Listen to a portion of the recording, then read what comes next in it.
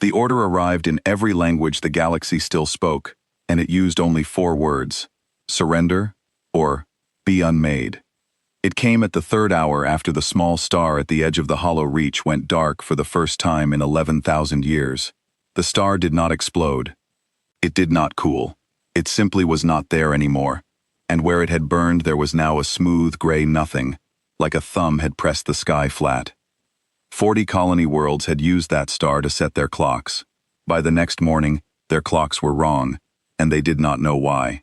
The children of those worlds woke to a sky with a hole in it, and the elders had no story for the hole, because nothing in 11,000 years had ever taken a star and left no fire behind. The thing that had pressed the star flat called itself the Smooth. It was not a fleet in any way the lesser races understood a fleet. It was a way of looking at the universe, and the universe obeyed the way it looked. Where the Smooth decided a thing should be simple, the thing became simple. Stars became flat, mountains became lines. A living crew, 10,000 strong, became one calm idea of a crew, and then the idea was set down, and then there was only the Smooth. It did not hunger, it did not hate, it was worse than either of those, because hunger could be fed, and hate could be answered, and the Smooth wanted nothing at all except for the universe to be tidy, and a tidy universe had no room in it for anything that argued. Vale Orun had watched it happen to her own people from a great distance.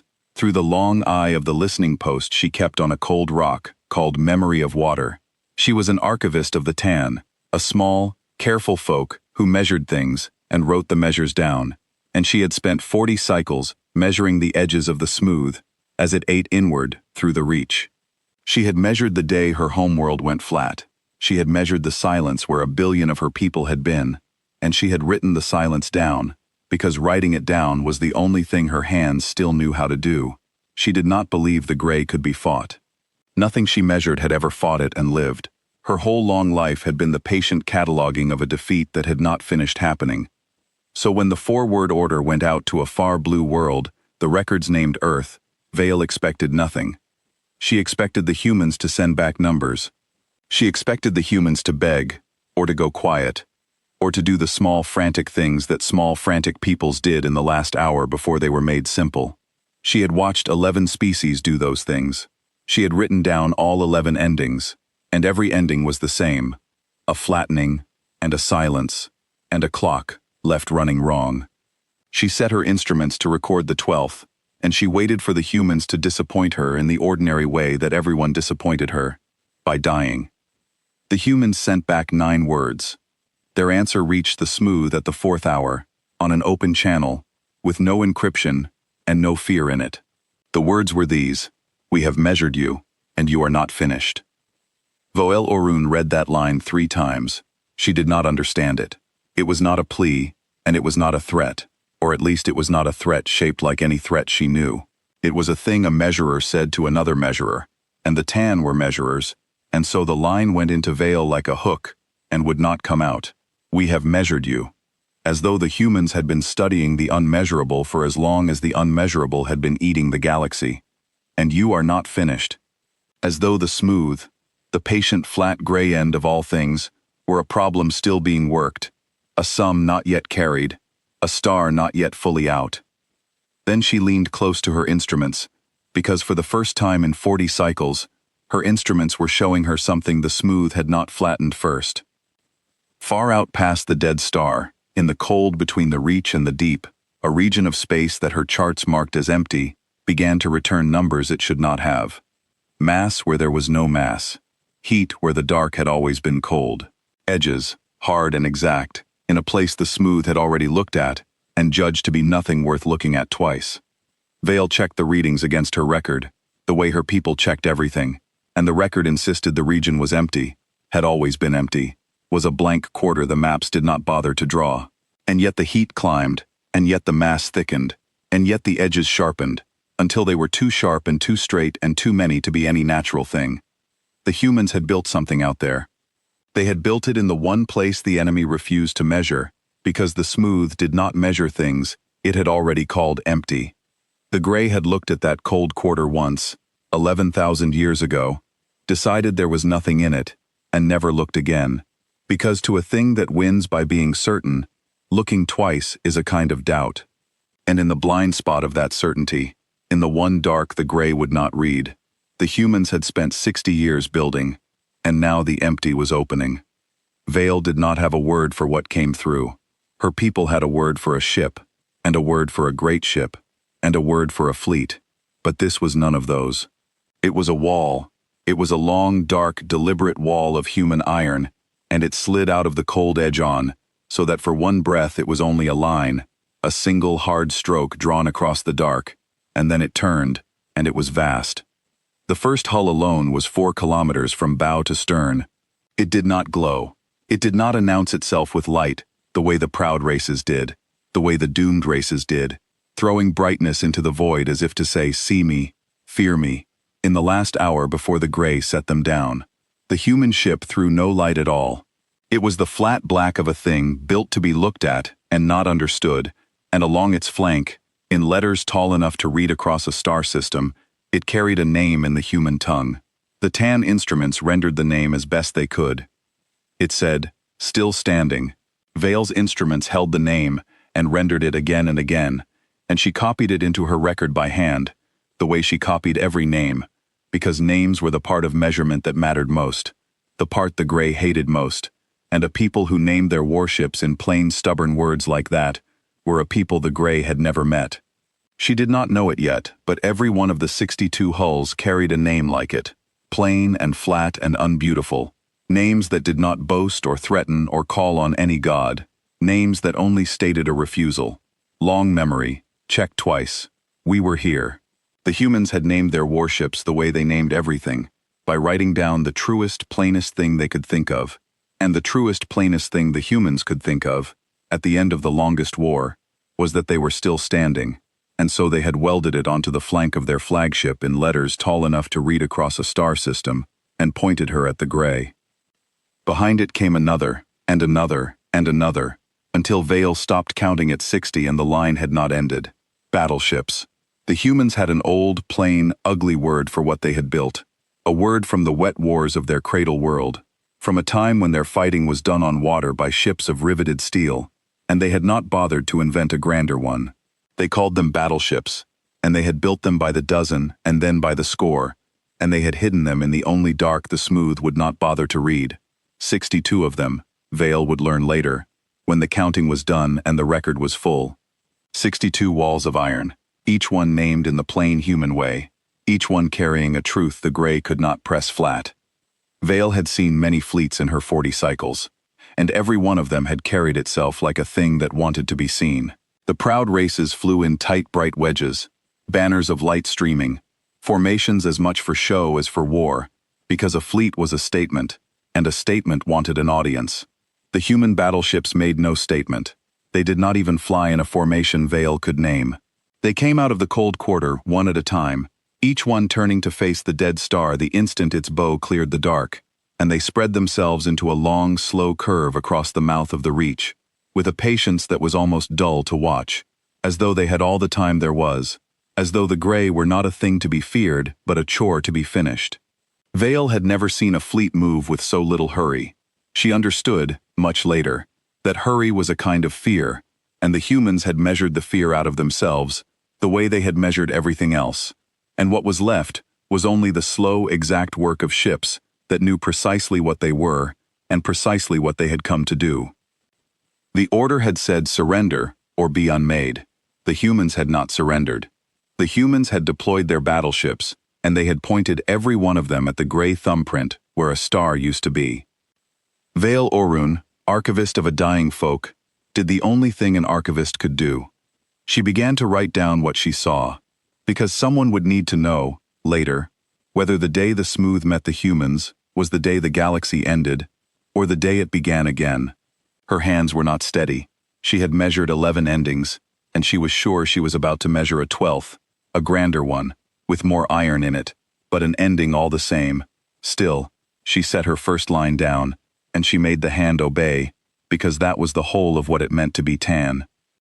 She wrote, "On this day, the unmeasurable arrived, and it had been measuring us back." The smooth did not answer the humans with words. The smooth had stopped using words, long before the tan had a tongue to use them with. Words were for things that could be argued with, and nothing could argue with the gray. Instead, it turned its great calm attention on the lead human hull, on Still Standing, and it began to do to that ship what it had done to the star, and to the worlds, and to the billion silent dead of Vale's own people. It reached out to make the wall of iron simple. Vale watched her instruments, and waited for the long dark wall to become a line, and then a flat gray nothing, the way everything became nothing, when the Smooth decided to look at it hard. She had seen it 100 times. She knew the shape of it. There would be a moment of pressing, and then the edges would soften, and then the hull would stop being a hull and start being an idea of a hull, and then even the idea would be set down, and there would be only the Smooth, and a clock somewhere left running wrong. It did not happen. The gray reached the human hull and stopped, as if it had run its hand along a surface it could not press. Vale leaned so close to her instruments that her breath fogged them. She wiped them and looked again. The reading held. The gray was at the flank of Still Standing, full weight, full attention. The same pressure that had flattened a star, and the hull was not softening. The edges were not blurring. The 4 kilometers of human iron stood exactly as exact as they had been. Every line still hard, still true, still standing, as if the ship had been told it was nothing, and had simply, quietly, declined to agree. For the first time in 11,000 years of measurement, the TAN instruments recorded the Smooth doing a thing it had never been seen to do. The Smooth hesitated. To understand why the gray stopped, the lesser races would later need to understand what the humans had spent 60 years learning, alone, in the dark behind the dead edge. The man who had learned most of it was not on the bridge of Still Standing. He was a young one, by human reckoning, 26 years old, and his name was Eli Marrow.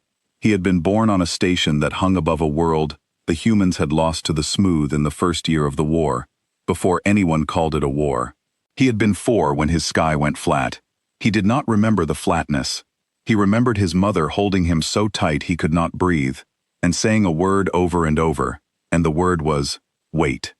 He had been waiting ever since. Eli was a junior measure officer, which on a human battleship meant he sat in a small room, deep in the spine of the ship, and watched the numbers that told the gunners where the enemy actually was, as opposed to where the enemy wanted the gunners to think it was. With the Smooth, those were rarely the same place. The Smooth did not just attack matter, it attacked the agreement between a creature and its own eyes. It made you certain of things that were not true, and then it made the untrue things true to match your certainty, and that was how it won. You did not lose to the Smooth in a battle. You lost to it in your own head, an hour before the battle, and never knew. By the time the gray reached your hull, you had already decided, in some quiet room behind your eyes, that you were not really there, and the gray only had to agree with you. The humans had figured this out the hard way, across the loss of 9 worlds and 400 million lives. The first fleets Earth sent against the Smooth had been the proudest in human history, great bright armadas that flew out singing and never came back, and the records of their last hours, recovered from drifting wreckage, were the worst documents the humans ever read. The crews had not died fighting, they had died agreeing. The logs showed gunners standing down because they had become sure there was nothing to shoot. They showed captains opening their hulls to the void because they had become certain the void was warm. They showed 10,000 people, on ship after ship, quietly deciding they had never really existed, and the gray gently setting them down. Earth read those logs and understood that it had been fighting the wrong war. You could not outshoot a thing that won inside your own skull. And then a human woman named Captain Dala Rain, who now stood on the bridge of Still Standing, with her hands folded behind her back, had asked the question that turned the whole war. She had asked, what is the one thing the Smooth cannot make us doubt? It had taken 60 years and the whole of Earth's industry to build the answer into iron. The answer was simple, which was funny, because the enemy was named for simple, and had never once understood the kind of simple that the humans meant. The answer was this. The Smooth could make you doubt anything you only believed. It could not make you doubt a thing you had measured 10,000 times and written down. Belief bent. A written number did not. You could be talked out of a feeling. You could be talked out of a memory, even, if the gray worked at it long enough. But you could not be talked out of a measure that had been taken, and checked, and taken again, and cross-checked against the taking, until the number was not a thing you believed, but a thing that simply was. The building of those ships had been the strangest industrial project in human history. The 62 battleships of the Cold Quarter were not the most powerful ships humanity could have built. Earth could have built bigger guns, brighter engines, thicker armor. The humans had built none of those things, because none of those things mattered against the gray. Instead, they had built ships whose every component carried its own proof. Every plate of hull was stamped with its measured mass, and the date it was measured, and the name of the worker who measured it, and the name of the second worker who checked the first. Every weld was logged, every rivet was counted. The ships were not assembled so much as documented, each one a 4-kilometer argument for its own existence, written in iron and cross-referenced down to the last bolt, so that no part of the ship could ever be told it was not there, because every part of the ship could answer back with the date and the place and the hands of its own making. The crews were built the same way. A human chosen to serve in the Cold Quarter spent 2 years before deployment doing nothing but being measured. The medics recorded the mass of them, and the reach of them, and the grip of their hands. The clerks recorded the date and the place of their birth, and the names of the people who had held them, and the small true facts of a life that the gray would one day try to erase. All of it went onto the record plate, the small metal card every crew member carried, and the plate was checked and rechecked until the crew member could read it in their sleep, until the truth of their own existence was not a feeling they had, but a document they carried. The humans had learned that the gray did not attack ships. It attacked the small, tired place behind the eyes, and so the humans had armored that place, person by person, with the one armor the gray could not press flat, which was a proven and reproven and unforgettable record of having been real. So the humans had built ships that did not believe anything. Still Standing carried no faith on her bridge, no certainty in her crew, nothing the gray could press a thumb against. She carried measurement. Every weapon, every shield, every plate of her hull was tied to a record so deep and so checked and so cross-checked that the ship did not need to believe she was real. She knew it, the way a number knows it equals itself. And a thing that knows it is real cannot be told it is nothing. The whole of human industry, the whole of the war, had been bent toward a single strange goal that no race before them had ever thought to aim at. The humans had not built a fleet that was strong. They had built a fleet that was certain in the one way certainty could not be bent, the way of the checked and recorded number, and they had pointed it at the most uncertain thing in the galaxy. That was why the gray stopped at her flank. The smooth had reached out to make Still Standing simple, and it had found a surface with no doubt in it to push on. It was like a flood reaching a wall built of the one stone water cannot wear.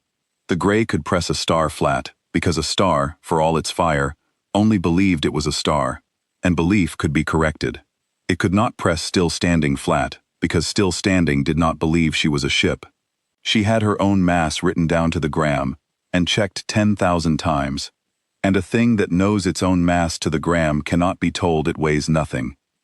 On the bridge, Captain Rain watched the gray curl and fail along her hull, and she did not smile, because human captains in this war had learned not to smile until the thing was finished.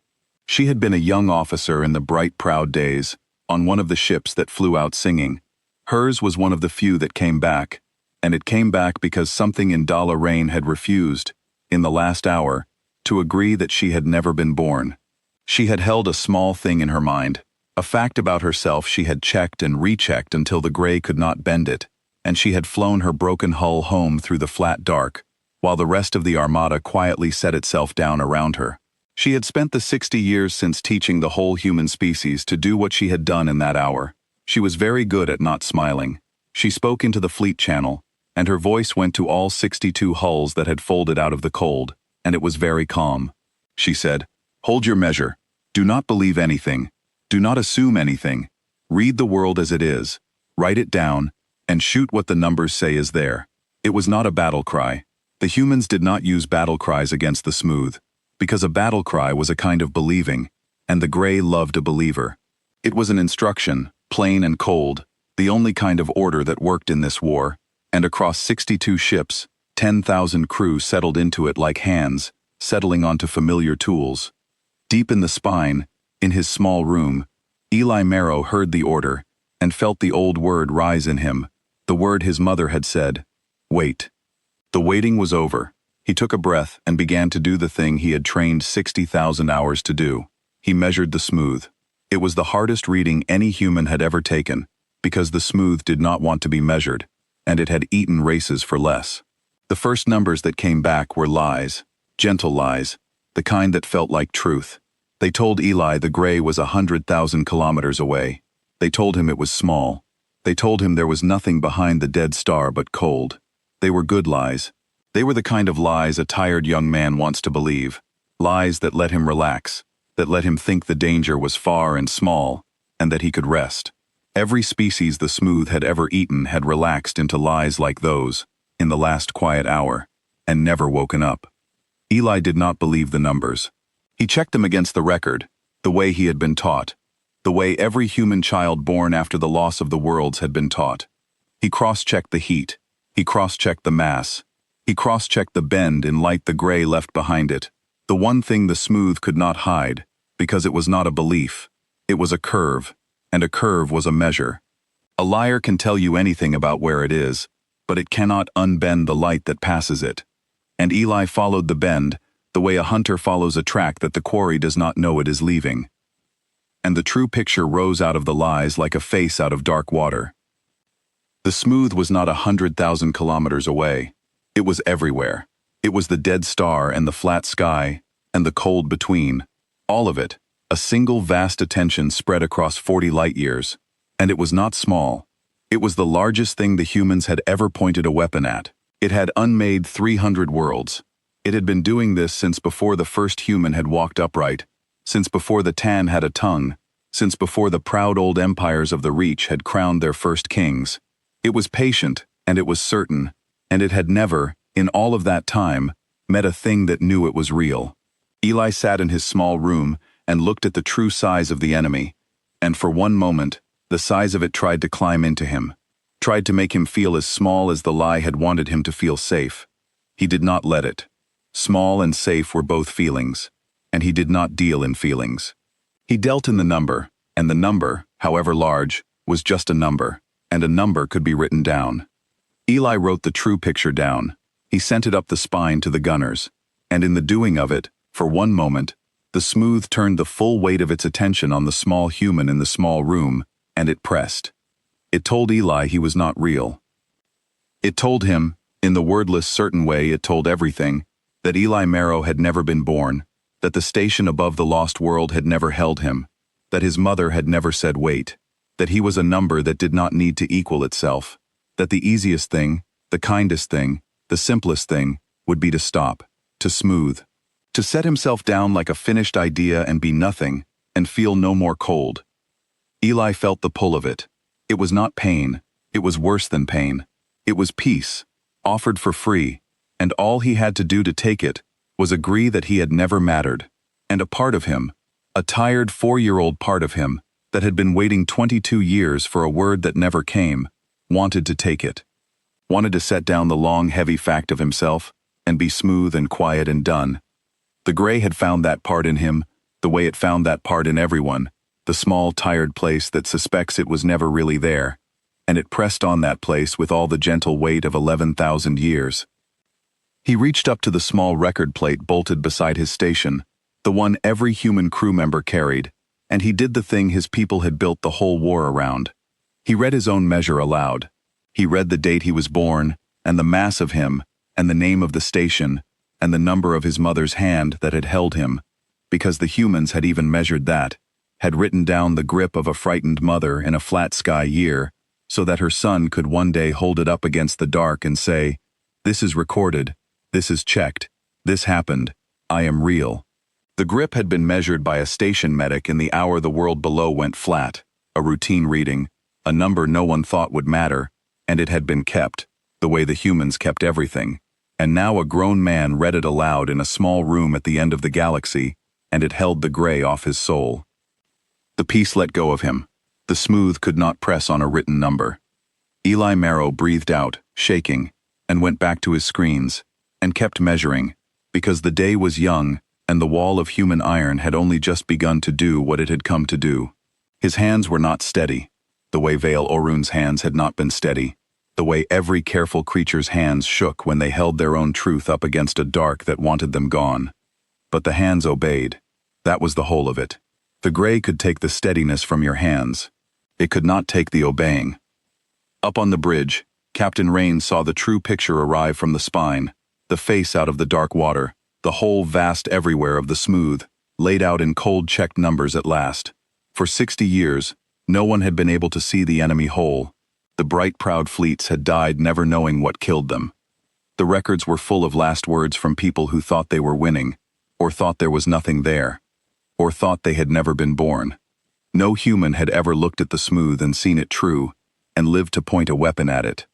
Now a 26-year-old in a small room had drawn it for her. She looked at the size of it. She looked at the 300 dead worlds in the record. She looked at the gray curling and failing along her hull, unable to find one doubt to stand on. And she understood that the whole war, the 9 lost worlds, and the 400 million dead, and the 60 years in the cold dark, had all been spent buying this one moment, the moment a human fleet could finally see the thing that had been killing it blind. Everything before now had been the humans learning to open their eyes inside a nightmare that did not want them to see. Now their eyes were open, and the nightmare was in front of them, exact and checked and real, and for the first time it could be aimed at. She thought, in the moment before she gave the order, of the question that had started everything, the question she had asked 60 years ago as a young officer flying home alone through the flat dark. What is the one thing the smooth cannot make us doubt? She had not known the answer then. She had only known that something in her had refused to agree she was nothing, some small hard fact she had clung to, while the rest of her armada quietly set itself down. It had taken her the rest of her life to understand what that fact had been. It was not courage. Courage was a feeling, and the gray ate feelings. It was not faith. Faith was a kind of believing, and the gray loved a believer. It had been, of all things, a memory she happened to have checked, a small, dull certainty about herself that she had verified so many times it had stopped being a memory and become a fact. And the gray had pushed on it, and could not move it. And through that one unmovable fact, she had held the rest of herself together and flown home. 60 years later, she had taught a whole species to carry such a fact on purpose, written down, on a small metal plate. And now, she was going to use it. And Captain Dala Rain gave the order the galaxy would remember for the next 11,000 years. She said, "All hulls. We are going to measure it apart." Vale Orun, far away on her cold rock, did not understand the order when she intercepted it. To measure a thing apart was not a phrase her people had. You measured a thing to know it. You measured it to write it down. You did not measure it dead. The Tan had no word for that, and a folk that has no word for a thing has usually never seen the thing, and Vale had never seen it, because no one had, because it had never been done. She found out in the next 4 minutes, and she would spend the rest of her life trying to explain it to anyone who would listen. The human battleships did not fire light. The proud races fired light, great lances of it, brilliant and beautiful and useless. And the smooth ate light the way it ate everything, by deciding the light was simple and setting it down. Vale had recorded 1,000 such firings across 40 cycles. She had watched dying fleets pour their whole strength into the gray as bright spears, and she had watched the gray not even notice, the way a still pond does not notice a stone that never reaches the water. The humans had learned that in the first year and stopped doing it. They had stopped throwing brightness at a thing that could not be impressed. Instead, each human battleship carried what the crews called a measure lance, and what the records called something longer and duller, and what Vale's instruments could only describe as a question. A measure lance did not push energy into the smooth. It pushed certainty into the smooth.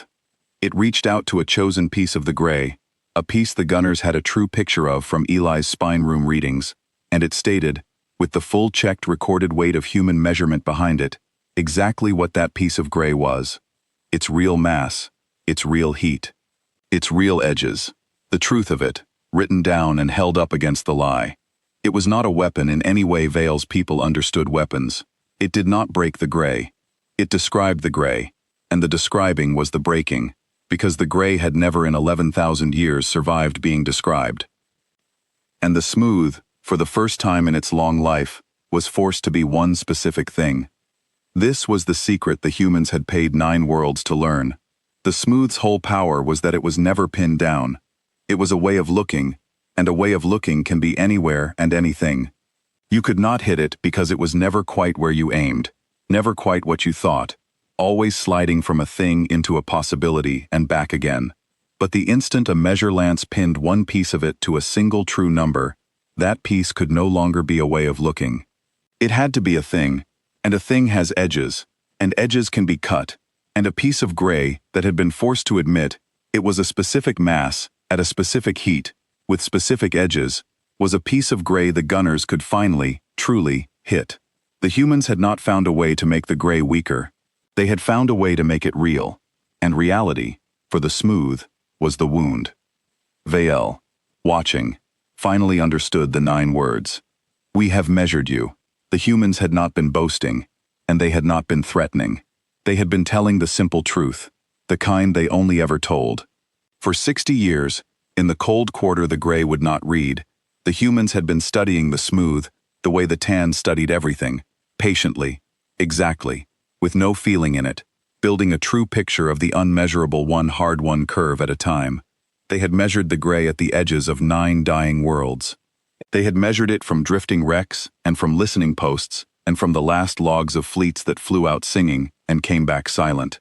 They had taken the most dangerous measurements in the history of their species, because to measure the smooth was to be noticed by it, and to be noticed was to be told you were nothing.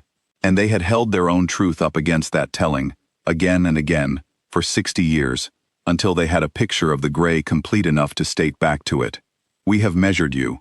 It was the most patient sentence ever spoken in the galaxy, and the gray had not understood it, because the gray had never been measured by anything that lived long enough to finish. Still Standing fired her first measure lance at the heart of the dead star, where the smooth was thickest, and she stated what that gray was. The gray screamed. It was not a sound. Vael's instruments had no channel for it. But every reading she had bucked at once, the whole 40 light-years of the smooth's attention, flinching back from a single point, as though it had been named in a way it could not unhear. Across her whole array, needles that had not moved in cycles, slammed against their stops. The gray, which had no voice, found something worse than a voice. A wordless galaxy-wide flinch, the recoil of a thing that had spent 11,000 years, certain it could not be touched, learning in one instant that it could.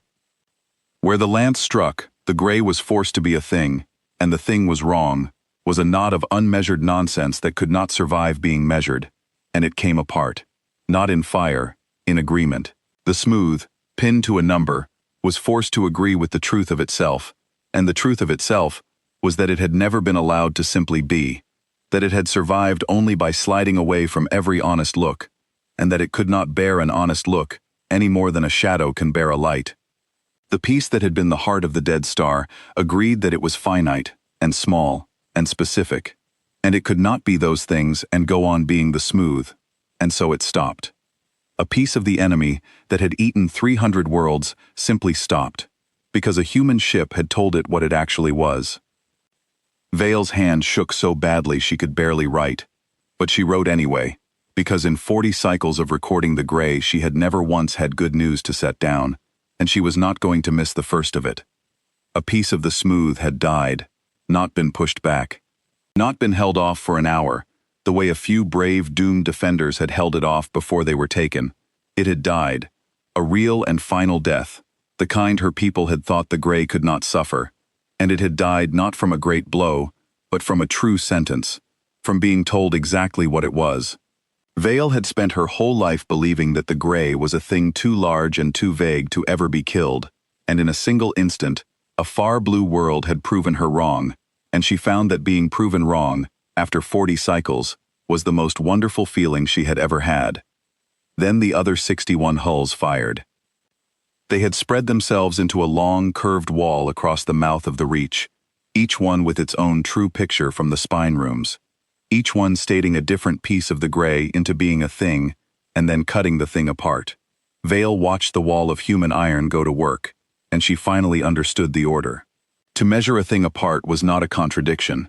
It was the most exact violence she had ever recorded. The humans were taking the largest vagueness in the galaxy and forcing it, piece by piece, to be definite, and the gray could not be definite and live, and so to define it was to kill it, and the humans were defining it as fast as a young man in a spine room could feed them the truth. The smooth tried to do what it always did. It tried to make the humans doubt. It reached into 62 bridges at once, and told 62 crews that they were not real, that their ships were not real, that the easy peace was right there, free, just stop, just smooth. It threw the whole weight of 11,000 years of winning into the minds of 10,000 human beings at the same instant, the largest pressing it had ever made, because it had never before needed to press so many at once, because it had never before been hurt. And 62 human crews reached for their record plates and read their own measures aloud. Vale Orun heard it across the open channel, because the humans had not bothered to encrypt it. They were not hiding. They had never hidden, except the one time, in the cold quarter where they built the fleet, and now even that hiding was done. Thousands of voices from 62 ships, reading dates of birth and masses, and the names of stations, and the grips of mothers' hands. A great plain river of recorded human truth pouring into the dark, and the smooth could not press on any of it. You cannot tell a written number it is a lie. You cannot smooth a thing that has been checked 10,000 times. The gray pushed against 10,000 minds and found, in every single one, a small hard core of measured truth that would not bend, and there was nothing for the pushing to do but slide off. Vale Orun watched the wall of human iron and her instruments together, and she began to grasp the shape of the thing the humans had built, not just the ships, but the whole way of it. There was no admiral barking orders. There was no flagship signaling the fleet to wheel and charge. There was instead a vast quiet web of measurement, 62 ships passing true pictures back and forth across the open channel, each gunner firing not where instinct said, but where the checked numbers said, each hull correcting the next, the whole fleet behaving less like a war host, and more like a single careful mind, taking a single careful reading, that happened to be 40 light-years wide. The humans had not brought their feelings to this fight. They had brought their arithmetic, and their arithmetic did not flinch, did not tire, did not believe the gentle lies, did not relax in the quiet hour. It only checked, and stated, and cut, and checked again. Vale, whose whole people were measurers, felt something she had not felt in 40 cycles of cataloging defeat. She felt, watching the humans work, that she was watching her own kind of soul done right. Measurement turned at last into a thing that could fight back. The gray began to lose the reach. It happened slowly, then not slowly. The smooth pulled its attention back from the cut points, trying to go fluid again, trying to be a way of looking instead of a thing. But the humans would not let it. Every time it tried to become unmeasurable again, a measure lance reached out and pinned a new piece of it to a true number, and the pinned piece had to be a thing, and the thing died of being known. The humans were not winning by being stronger. Vale wrote that line down twice, because it was the most important line in her whole record, and she wanted to be sure she had written it true. The humans were not winning by being stronger. They were winning by refusing to let the enemy be vague.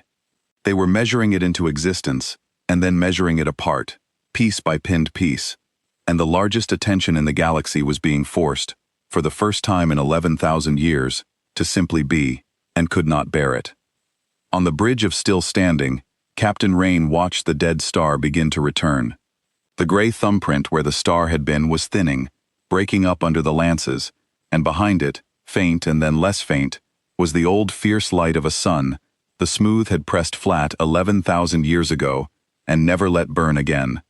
Vale saw it too, on her instruments, and she did not believe it, and she checked it against the record, and the record said the star was dead, had been dead longer than her people had measured anything, and the instruments said the star was coming back. For the first time in her life, Vale Orun trusted the instruments over the record, because the humans had taught her, in 4 minutes, that the record of a defeat is only the record until someone undoes the defeat. The humans were not just killing the enemy, they were giving back the things it had taken. Rain did not smile. The thing was not finished. She had been a captain too long, in a war too patient, to mistake a turning tide for a won battle. She turned to her measure officers and asked the question that mattered now. She asked, "Where is its will?" Because the smooth was vast, but Eli's true picture had shown something in the readings that the humans had suspected for 60 years, and never proven. The gray was not all the same. Somewhere inside the everywhere of it, there was a denser knot, a place the patient certainty came from, a place that decided what to look at and what to flatten, a center. The humans had a plain word for it, the way they had a plain word for everything. They called it the eye. If the gray was the hand that pressed the stars flat, the eye was the thing that chose where the hand fell, and a hand could be cut all day and grow back, as long as the eye still chose. To finish the smooth, the humans would have to find the eye, and measure it, and tell it what it was. They could thin the gray forever, and the gray would always come again, summoned back by the patient will at its center, the way a tide comes again, no matter how much of it you push back, because the moon does not care how hard you push the water. The eye was the moon. Until they put out the eye, every piece they killed would be replaced, and the war that had run 11,000 years would run 11,000 more. Down in the spine, Eli Marrow heard the captain's question come down the channel, and he bent to his screens, and he began the hardest hunt of his life. The eye did not want to be found. It hid the way the whole smooth hid, by being a way of looking instead of a place. But it had to look from somewhere, and a thing that looks leaves a curve in the light, and a curve is a measure. Eli chased the curve. He cross-checked it against the record. He threw away the lies, the gentle ones and the loud ones, and he watched the true picture rise out of the dark water again, slower this time, because the eye was old and clever, and had hidden from everything that ever lived. The gray near the eye was different. The lies it told were better. They were not the tired young man lies of the outer gray, the relax, the rest, the it is far and small. They were old lies, deep lies, the kind that had fooled 11 species into lying down. And Eli had to be more careful here than he had ever been, because here, a single believed number would end him. It pressed on him while he hunted. It told him to stop. It told him his mother had never said wait, that the word was invented, that he was a number that did not need to be true. Eli read his record plate and kept hunting. It told him the other crews were already dead, already smoothed, that he was the last and there was no point. Eli checked the channel, heard 62 ships still reading their measures aloud, the great plain river of human truth still flowing, and knew it for a lie. It told him, last and worst, that even if he found the eye it would not matter, that the gray was eternal, and he was a breath, that nothing he measured could outlast a thing that had watched stars be born. Eli wrote down his own date of birth, and the date the record said the dead star had died, and he did the small subtraction, and he saw that the gray was not eternal at all, only old, and old things end. He put the lie aside and kept hunting. And then, 4 light minutes behind the returning star, in a fold of cold, the smooth had kept blank since before the tan had eyes, Eli Marrow's numbers found the eye. He stared at it. It was small. After all of it, the thing that had eaten 300 worlds and pressed 11,000 years of stars flat was small, a tight, dense knot of patient certainty no larger than a moon, and it had survived for so long only because nothing had ever been able to make it be one specific thing. It was not a monster. Eli had expected, somewhere behind his training, a monster, something vast and terrible to match the vastness of the gray. Instead, there was only this, a small, old, certain knot, the size of a moon, that had decided 11,000 years ago that the universe should be tidy, and had been quietly tidying it ever since, and had never once been told no. He measured it. He took the truest reading any human had ever taken, every cross-check, every curve, the real mass and the real heat, and the real cold age of it, and he wrote it down, and he held it up against the dark, and he did not look away. It pressed on him with everything it had, the full deep weight of the oldest will in the galaxy, and it was the strongest pressing Eli would ever feel, and he held his record plate and read the grip of his mother's hand, and did not look away. Then he sent the true picture of the eye up the spine to his captain, and he said the words every human in the war had been taught to say when they finally had the enemy whole. And as he sent it, Eli Marrow thought, for the first time in the whole long battle, of his mother. Not of the grip of her hand, which was a number on a plate, but of her face, which was not a number and never could be, which the gray had tried 100 times to tell him he had invented. He could not check her face against any record. There was no measurement of it, no date, no mass, only the soft, unprovable memory of a frightened woman on a flattening station saying a word over and over. And he understood, in that moment, holding the eye of the oldest enemy in the galaxy in his careful checked numbers, why the humans measured everything they could. They measured the date and the mass and the grip of a hand, not because those were the things that mattered most, but because those were the things they could hold on to, the handholds in the dark, the proven facts a person could grip, while the gray tried to wash away everything that could not be proven. He could not prove his mother's face, but he could prove the grip of her hand, and through that one proven thing, he could hold on to all the rest of her, the face and the word and the love that had no number, and the gray could not take any of it, because it could not get past the handhold. That was the whole of it. That was what the humans had built 62 battleships to defend. Not their lives, the handholds, the small proven things a person grips in the dark, so that they do not lose the unprovable things that are the reason for living at all. He said, "I have it. It is real. Here is what it is." Captain Dala Rain received the true picture of the eye and held it on her bridge display for 3 long seconds, which on a human warship in the middle of a battle was a very long time. She was looking at the oldest enemy the galaxy had. She was looking at the thing that had taken the sky from a 4-year-old boy and made his mother say wait until the word wore a groove in him.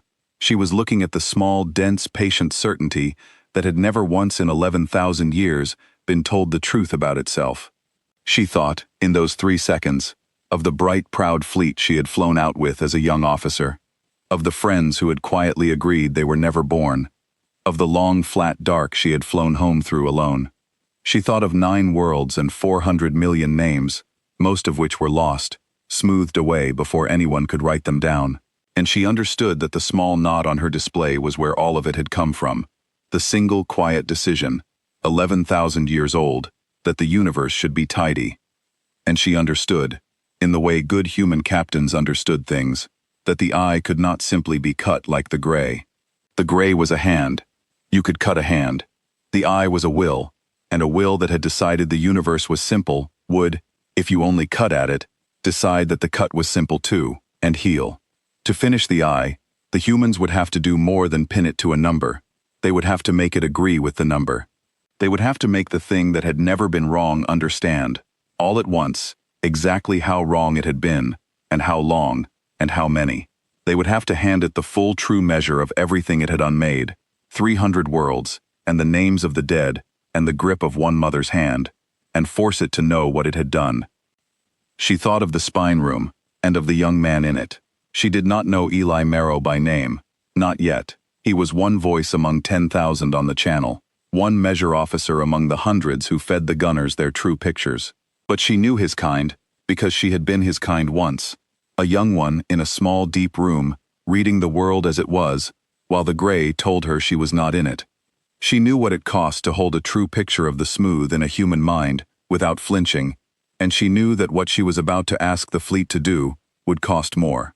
To converge 62 lances on the eye, the spine rooms would have to hold the truest picture any humans had ever held, of the oldest and most terrible thing in the galaxy, and hold it steady, all of them at once, long enough to fire it back. If even one spine room flinched, the converged truth would be incomplete, and an incomplete truth was a lie, and the eye would heal around the lie, and the moment would be gone. She was asking 10,000 people to be more certain of an enemy than they had ever been of themselves. She was asking them to know the gray, the way they knew their own birth dates. That was not a weapon a single ship could carry. It was too much truth for one hull.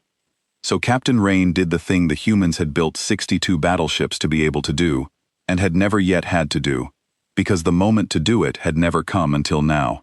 She called every hull in the fleet to converge their measure lances on a single point, on the eye, all 62 at once, each one carrying a different piece of the true record, so that the lances would not strike the eye with energy, but with everything.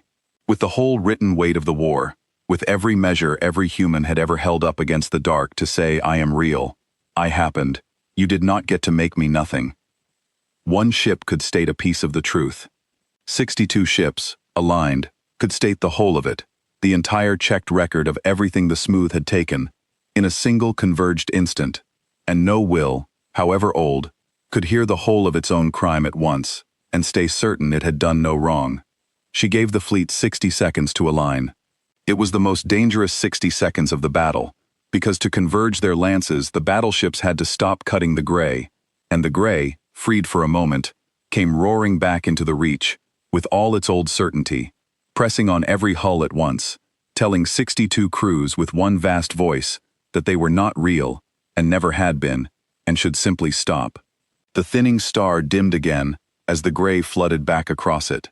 The needles on Vale Orun's distant array, which had begun to settle, slammed once more against their stops. The whole 40 light-years of the smooth gathered itself and threw its full weight at the wall of human iron, because it had finally understood, in its old, slow, certain way, that these small, definite creatures meant to end it, and it did not intend to be ended. Vale Orun, watching from her cold rock, did not breathe for the length of those 60 seconds. She had seen this exact moment before, more times than she could bear to remember. She had watched it at the edge of her own homeworld, the moment after the first defenders thought they had hurt the gray, the moment of the small held breath of hope, and she had watched the gray pour into that held breath and fill it and end it. She had written the moment down 11 times, once for each species, and the entry was always the same, a turning that became a relaxing, that became a silence. She watched the human lances stop cutting, watched the gray flood back across the thinning star, watched the largest pressing she had ever recorded fall on 62 human hulls, and she reached for her record plate. The tan kept them too now, they had learned, and she gripped it, and she waited for the 12th entry to be the same as the other 11. This was the moment the smooth had won 300 times before. This was the moment a crew's nerve broke, and they believed the easy peace, and they smoothed. Every world it had ever taken had been taken in a moment like this one, the moment after hope arrived and before hope finished its work, the moment when a people, having seen that the gray could be hurt, let themselves believe for one breath that the hurting was done, and relaxed, and were lost. The gray knew that moment better than it knew anything. It had 11,000 years of practice at that one moment. It poured all of that practice into the 60 seconds, while the human lances aligned. The human crews did not break. Down the open channel, unencrypted, unafraid, they read their records louder. Eli Marrow in his small room read his date of birth, and the mass of him, and the number of his mother's frightened hand, and he heard 10,000 voices across 62 ships reading with him, a flood of checked human truth holding the line against the largest doubt in the galaxy, and the line held. The gray pressed and could not push. It was the strangest battle Vale Orun ever recorded, a battle with no fire in it, only a vast silent gray pressure, and, against it, the sound of 10,000 people quietly insisting, in plain words, that they had been born. The 60 seconds ran out. The lances aligned.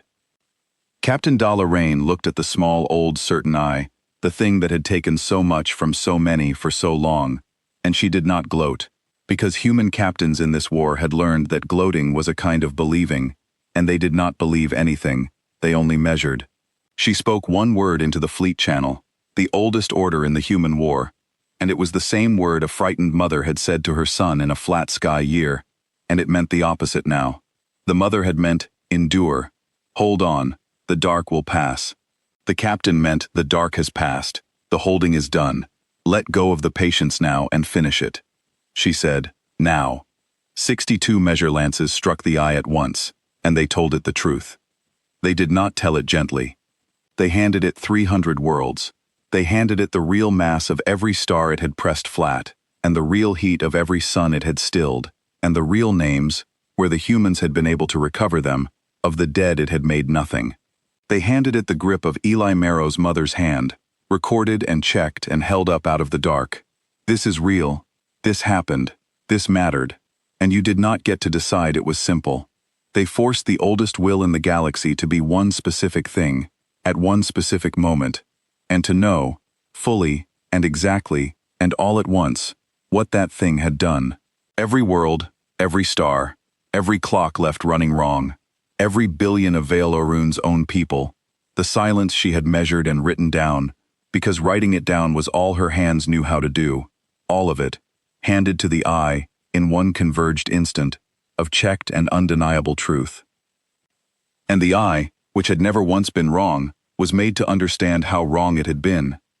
Vale Orun, on her cold rock 4 light-years away, recorded the moment the eye understood, and she had no instrument that could hold it. Every reading she had whited out. The whole gray, the whole 40 light-year everywhere of the smooth, convulsed at once, as the will at the center of it was handed the full true measure of its 11,000 years, and could not unknow it, could not flatten it, could not call it simple, because it had been written down, and checked, and it would not bend. The thing that had unmade 300 worlds was forced, finally, to measure itself, and the truth of itself unmade it. It did not die in fire. Vale had expected fire. After 40 cycles of measuring the gray she had built, somewhere in herself, a picture of how it might end, if it could end, and the picture had fire in it, because how else does a thing that vast go out? But there was no fire. The eye, pinned to the number of what it was, agreed at last that it was real and specific and finite and guilty, and a thing that had survived only by being vague could not survive being known. It came apart, quietly, the way a held breath finally goes out. The dense patient knot loosened and thinned and was gone, and the everywhere of the gray, with no will to choose where the hand fell, lost all its certainty at once. And in the unmaking of the eye, something happened that no human had planned and no human had promised, because the humans did not deal in things they could not measure beforehand, and this was a thing no one could have measured. As the will at the center of the gray let go, the things it had been holding flat let go too. The smooth had not destroyed the worlds it took. It had not had the imagination for destruction. Destruction was a kind of change, and the gray hated change. It had only pressed those worlds into stillness, into a flat-held simplicity, and kept them there by the constant patient force of the eye's attention. When the eye stopped, the attention stopped, and the held things were free to be themselves again. Cross 40 light-years, in the same instant, 300 flattened worlds remembered that they had once had mountains, and oceans, and weather, and the slow turning of day into night, and one by one, where the gray had been, the dark began to fill with the faint returning shapes of worlds the galaxy had counted as dead. The smooth ended the way it had begun, in silence, but it was a different silence.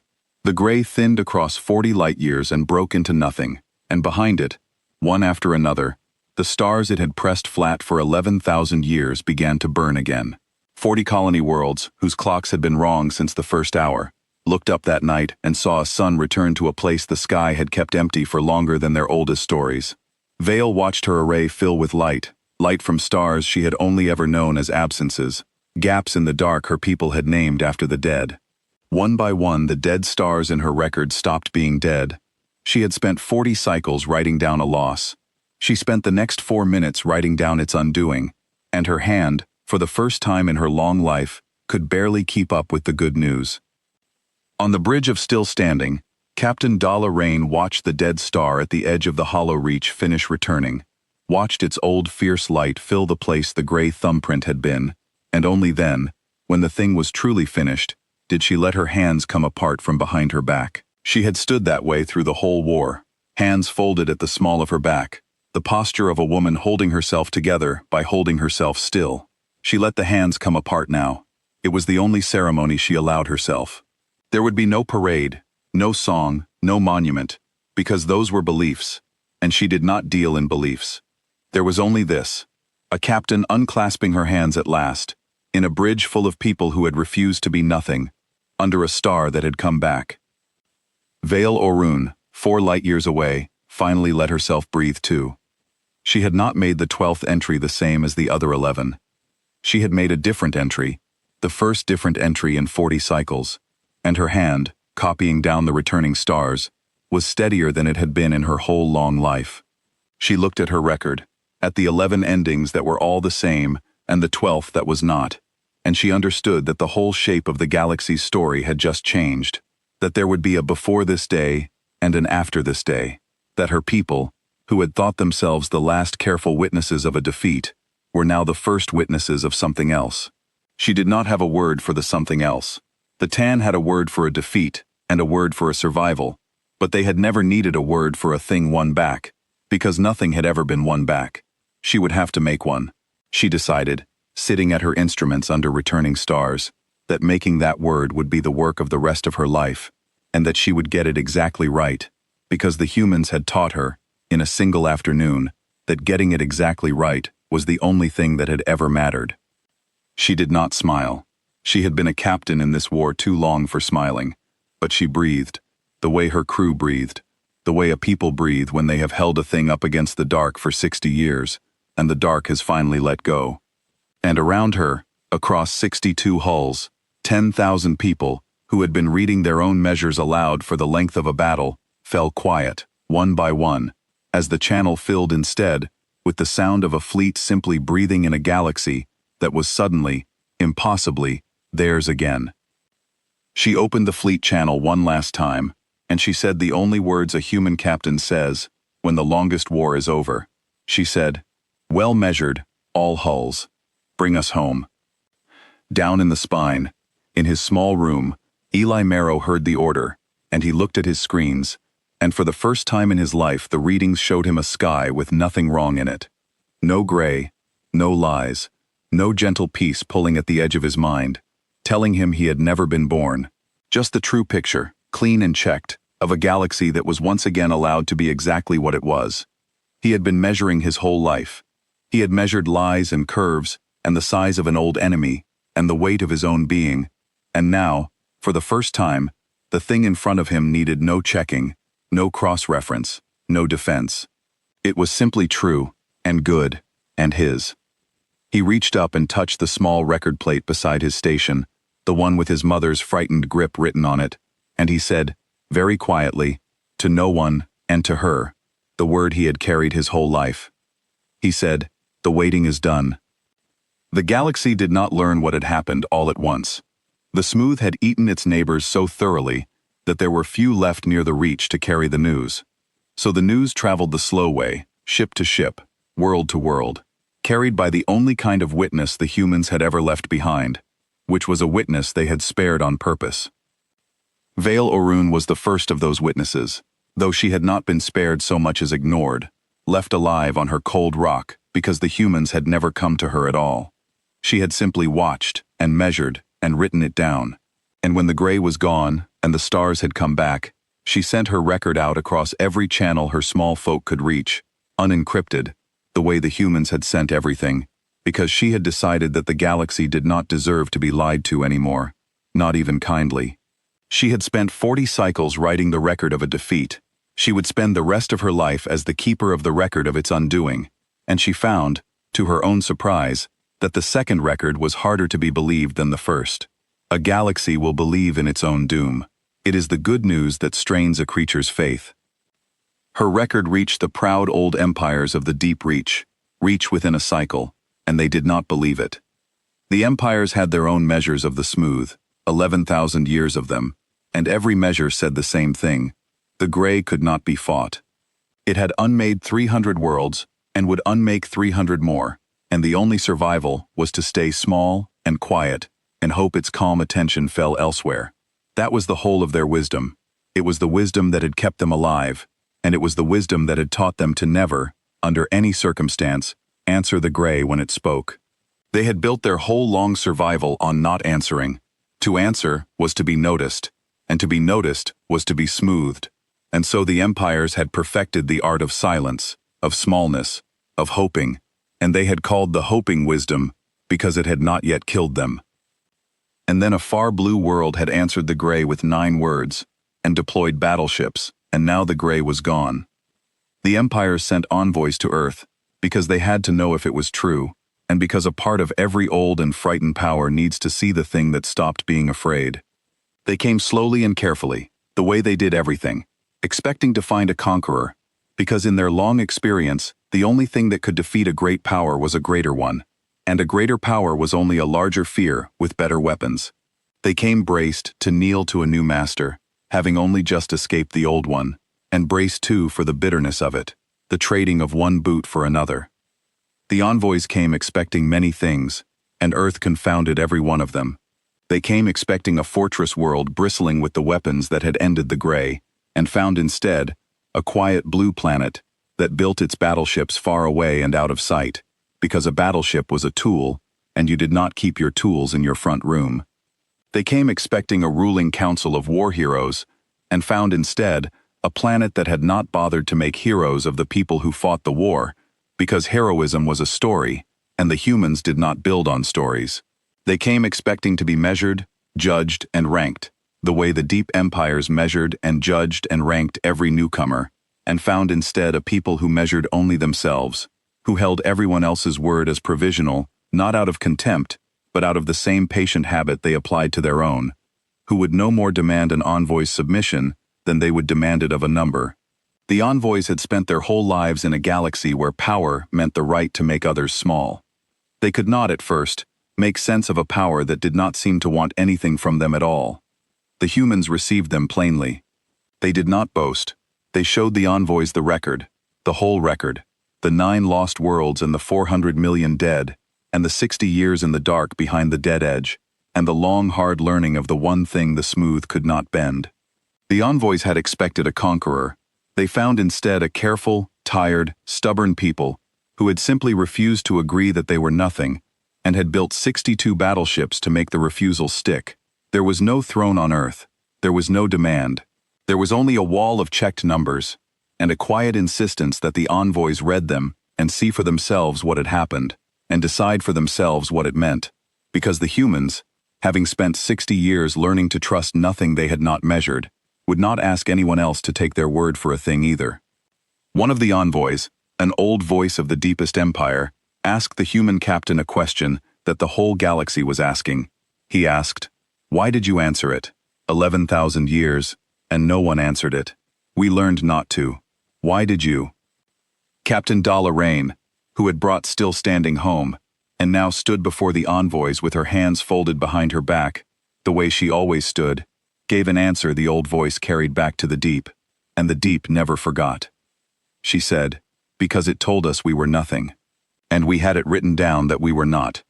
That was the whole of the human secret, and the galaxy spent the next 11,000 years trying to understand it.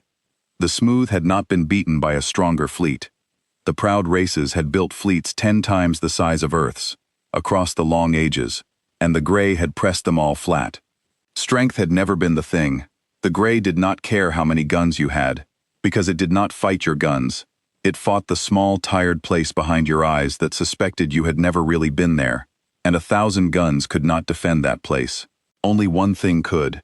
The smooth had been beaten by a people who had measured themselves so carefully, and recorded themselves so faithfully, and held their own truth up against the dark so stubbornly, that there was nothing left in them for doubt to push on. The humans had won the longest war, not by being the most certain, but by being the most checked. That was the part the empires struggled with, because certainty and checkedness felt like the same thing, and they were not. Certainty was a feeling, and a feeling could be bent, and the gray was a master at bending feelings. It had bent the certainty of 11 proud species into the certainty that they had never lived. Checkedness was not a feeling, it was a number, taken and retaken, and cross-checked against itself until it stopped being something you believed, and became something that simply was. The humans had earned the right to know they were real, and a thing that has earned the right to know it is real, cannot be told it is nothing, not by a captain, not by an empire, not by the oldest gray will in the void. There were worlds, too, that the gray had only half finished, worlds it had begun to flatten, and had not yet set down when the eye let go. Those worlds came back broken, their skies wrong, their oceans stilled in places and wild in others, their people scattered survivors, who had spent years living in the lie that they were nothing, and now had to learn, slowly and painfully, to be real again. The humans went to those worlds. They did not go as conquerors, and they did not go as gods. They went as measurers. They brought their record plates and their long, patient arithmetic, and they sat with the broken survivors and helped them write down the truth of themselves, the dates and the masses and the names, the small checked facts that the gray had tried to erase, until the survivors had something hard and true to hold against the memory of the flat dark. It was slow work. It did not make a good story, but it was the work the humans were proudest of, in their plain way, prouder even than the battle, because anyone could win a battle, but only a patient people could teach a flattened world how to be certain of itself again. Eli Marrow did not become a famous man. The humans did not make their measure officers famous. That was not their way. A measure officer who became famous might begin to believe in himself, and a man who believes in himself instead of checking himself is a man the Grey could have used, had any Grey been left. But he was promoted, in time, and given a small room on a newer hull, and he trained the young ones who came after him to read the world as it was, and write it down, and never believe the gentle lies. He taught them the record plate, the way it had been taught to him. He taught them to write down the things that mattered most, the small recorded human truths, the date you were born, the mass of you, the grip of a hand that held you in a frightened year, so that when the dark someday told them they were nothing, they would have it written down that they were not. He kept his mother's plate his whole life. He never lost the word she gave him, but its meaning changed, the way a measure changes when you finally finish taking it. Weight had meant fear once. It had meant a station above a flattening world, and arms too tight to breathe in, and a word said over and over, because there was nothing else to say, and no help coming. After the reach, it meant only this: hold your truth. The dark will let go. The waiting always ends. He said it to the young ones the way his mother had said it to him, and they did not understand it the way he did, because they had not lived under a flat sky, and he was glad of that, because the whole long war had been fought so that the young ones would never have to understand it the way he did. The dead star at the edge of the hollow reach burns to this day, and the 40 colony worlds that set their clocks by it set them right again, and built, on the brightest of those worlds, a plain thing the humans would have approved of. It was not a monument. The humans did not care for monuments. A monument was a kind of belief, a thing you built to make yourself feel a way, and they did not build to feel. It was a record. A long wall of checked numbers, the true measure of everything the Smooth had taken, and everything the humans had given back. 300 worlds named where the names could be found. 11,000 years counted to the hour, so that no one who came after would ever have to wonder whether it had been real.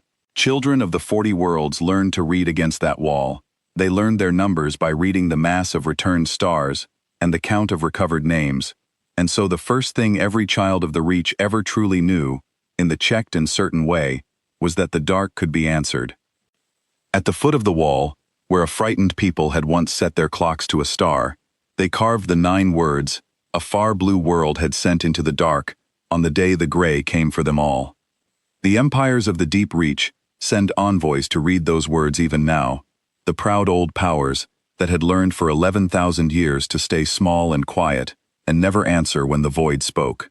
They come to read the words and remember that the wisdom of staying small had been a kind of surrender, a quiet daily surrender stretched across 11,000 years, and that one stubborn checked people had refused it in a single afternoon, and that the refusal had given the stars back. The envoys go home changed. They go home and they begin, carefully, to write things down, to measure themselves, to build the small hard core of checked truth that the Grey could not have bent, had any Grey been left to try. The humans had not conquered the empires. They had taught them, by accident, how to be unconquerable, and that was a thing the empires found they could not unlearn. Vale Orun outlived almost everyone who had stood at the Reach that day. Her people were long-lived, and an archivist longer lived than most, kept alive by the simple, stubborn refusal to die before the record was finished. She left her cold rock at last, and went out among the returned worlds, and everywhere she went, she carried her record, the one that began on the day the unmeasurable arrived, and learned it had been measured back. She read it aloud to anyone who would listen, in the plain, unencrypted way she had learned from the humans, because she had decided, on the day the stars came back, that the galaxy would never again be allowed to believe a comfortable lie about what it was capable of.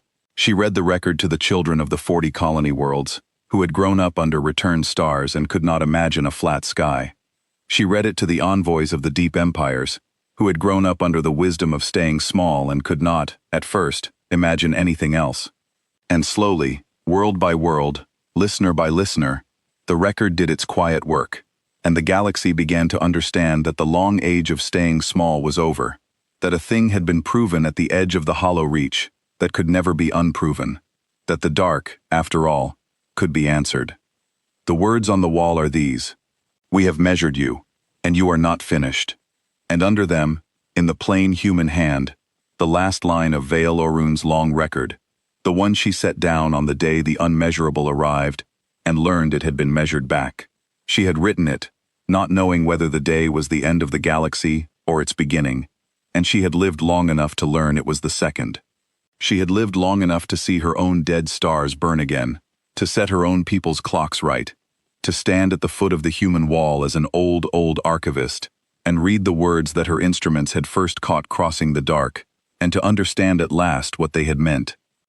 She had written, "When the dark orders you to be nothing, you are allowed to answer. Measure yourself first, then answer." And someone who has checked their own truth 10,000 times will still be standing when the gray is gone. The humans never said the war made them great. When the envoys called them great, the captains only shook their heads in the plain human way and said that great was a belief, and they did not deal in beliefs, they dealt in measures. They had been told to surrender. They had checked the record. The record said they were real. So they had deployed their battleships, and they had measured the oldest enemy in the galaxy apart, piece by pinned piece, until the stars came back. It was not greatness. It was only refusing to agree to a lie, done carefully, for 60 years, with the whole strength of a species behind it. The humans thought that was the most ordinary thing in the world. It was the rest of the galaxy that found it miraculous, because the rest of the galaxy had never tried. And the galaxy, which had stayed small and quiet for 11,000 years, learned the one thing the humans had always known, and built the rest of its long future on it, world by returning world. The far blue world is still there, and the cold quarter behind the dead edge is empty again, the battleships long since brought home and documented and, in time, retired, because a tool that has finished its work is put away, and the humans did not keep weapons for the feeling of keeping them. But the record plates remained. Every human child still receives one, on the day they are born, stamped with the date and the mass, and the names of the hands that held them, and they are taught to read it, and to check it, and to carry it, not because the gray might come again, but because the habit of knowing oneself to be real, exactly and provably real, turned out to be the most valuable thing a people could own, worth more than any fleet, and the humans were not about to let their children forget how to own it. And on the brightest of the 40 colony worlds, the wall of checked numbers still stands, and the 9 words are still carved at the foot of it, and the children of the Reach still learn their first true facts by reading them. They learn the mass of a returned star, they learn the count of recovered names, and they learn the last thing, the thing the whole long war was fought to teach, which is that when the dark grows certain enough to give you an order, you are allowed to check the record and answer. The smooth could press flat anything that only believed it was real, but a thing that knows it is real, that has earned the knowing, that has written it down and checked it and held it up unafraid against the longest dark, that thing the gray cannot touch. It can only hesitate, the way it hesitated at the flank of still standing. And then it can only end.